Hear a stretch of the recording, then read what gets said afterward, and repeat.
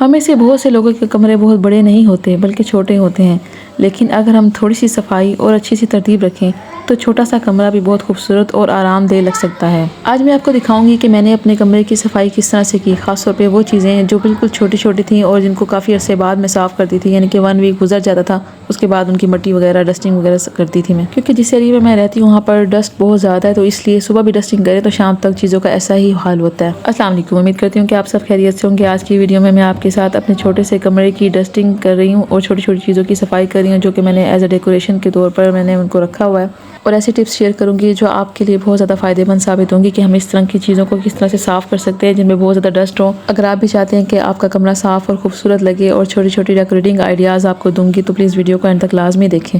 मैंने अपने रूम में बहुत ज़्यादा कॉस्टली चीज़ें नहीं रखी हुई और बल्कि छोटी छोटी चीज़ें रखी हुई हैं ताकि जो है जगह भी कम घेरें और ख़ूबसूरत भी लगे देखने में। इस तरह की चीज़ें ज़्यादातर ट्रेडिशनल लगती हैं। ये गुलदान मैंने अपने कैबिनेट पे काफ़ी ऊंची जगह पर रखे हुए थे, तो इनको उठाना काफ़ी मुश्किल हो जाता है। तो आज मैंने सोचा कि मैं इनकी ना सफाई करूँ, उनकी डस्टिंग वगैरह अच्छी तरह करूँ और जो उन पर मिट्टी जमी हुई है उसको अच्छी तरह से साफ़ करूँ। ये इस तरह की डस्ट इस पर जमी हुई थी कि ये बिल्कुल आम से कपड़े या डस्टर से साफ़ नहीं हो रही थी। फिर मैंने दांतों वाला ब्रश लेके ना कोई रफ सा, तो इससे पहले मैंने इसकी मिट्टी जो है रिमूव कर ली थी और उसके बाद मैंने हल्का सा गीला कपड़ा करके इसको साफ़ किया था। ये मैंने 3 पीसेस का सेट लिया था, इनमें एक बड़ा था और बाकी 2 छोटे छोटे थे। तो मैंने इन सब का आहिस्ता आहिस्ता मैंने यहाँ से ना इनकी मिट्टी रिमूव कर रही हूँ। मेरा क्योंकि बच्चों वाला रूम है तो मेरे कैबिनेट में काफ़ी छोटी छोटी चीज़ें इस तरह की पड़ी हुई थी।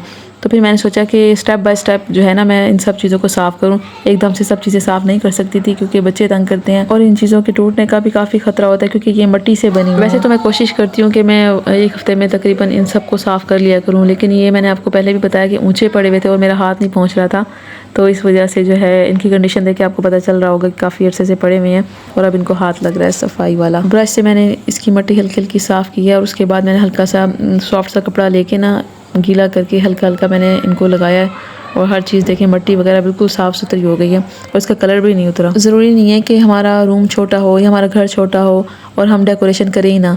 दिल तो सबका करता है कि अपने कमरे को साफ़ सुथरा भी रखें और डेकोरेशन भी करें। बाज़ औक़ात ऐसा होता है कि कभी कभी छोटी चीज़ें भी सजावट में इतना अहम किरदार अदा करती हैं कि इससे जो है हमारे कमरे की लुक ही चेंज हो जाती है। अच्छा, बाज़ औक़ात छोटे छोटे ऑर्गेनाइज़र्स भी बड़े मददगार साबित होते हैं।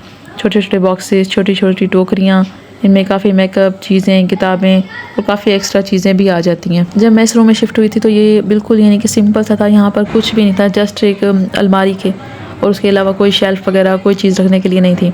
फिर मैंने यहाँ पर ना लकड़ी का कैबिनेट बनवाया, एडजस्ट करवाया और उसमें चीज़ें रखना स्टार्ट कर दी। तो दिल करता था कि डेकोरेशन के लिए कोई चीज़ हो, कोई शेल्फ़ वगैरह हो या कोई कैबिनेट हो तो जहाँ पर ये चीज़ें रखी जाएँ, डेकोरेट किया जाए, छोटा सा कमरा खूबसूरत सा लगे। फिर इस कैबिनेट लगवाने का मुझे काफ़ी फ़ायदा हुआ। इसमें मैंने डेकोरेशन की चीज़ें भी रखी, उसके अलावा बास्केट्स भी लेकर रखी, उनमें एक्स्ट्रा चीज़ें बच्चों की होती हैं वो आ जाती हैं आराम से। उसके अलावा खिलौने वगैरह जैसे होते हैं अच्छे वाले होते हैं तो हम उनको ख़राब होने से महफूज रखते हैं ताकि ख़राब जल्दी ना हो जाए, तो वो भी मैं ऊपर रख देती थी कि बच्चे जब खेलते थे तब उन्हें उठाते थे और खेल खुल के फिर वो उसके बाद वो चीज़ें ऊपर ही सजा के रख देते थे। तो छोटा सा कैबिनेट था, बहुत ज़्यादा प्यारा और खूबसूरत लगता था और जो भी आता था इन सब चीज़ों के बारे में मुझसे पूछता था कि ये आपने कहाँ से ली हैं। खैर ये इतनी वो इस तरह की नायाब चीज़ें भी नहीं है कि आपको कहीं ना मिले।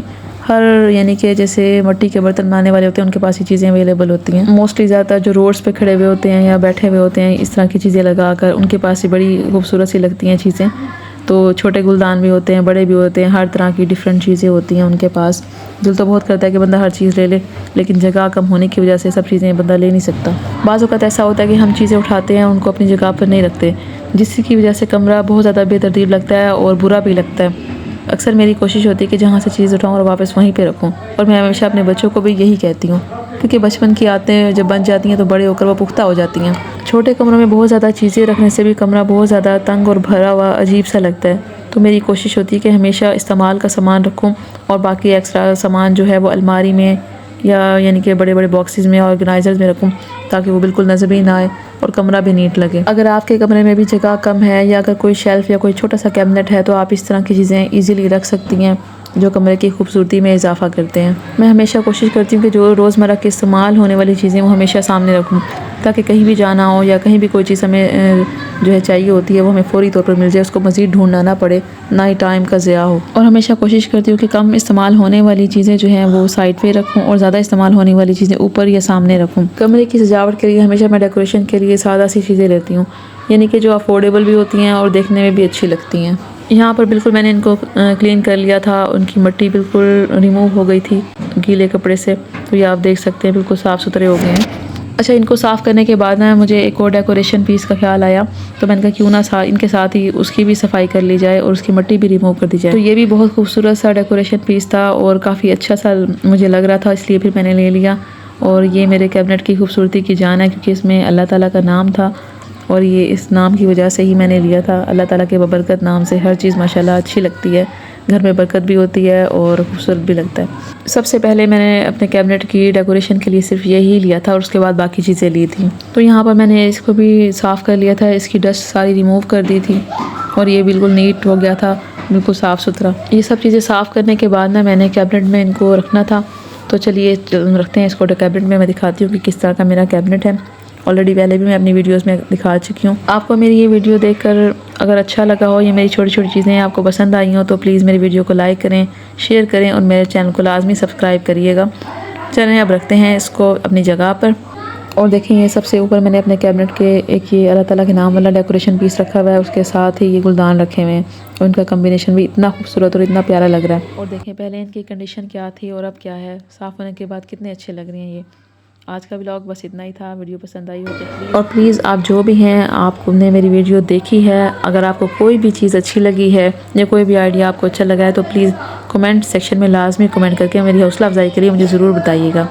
अल्लाह हाफिज़, अल्लाह आपको खुश रखे।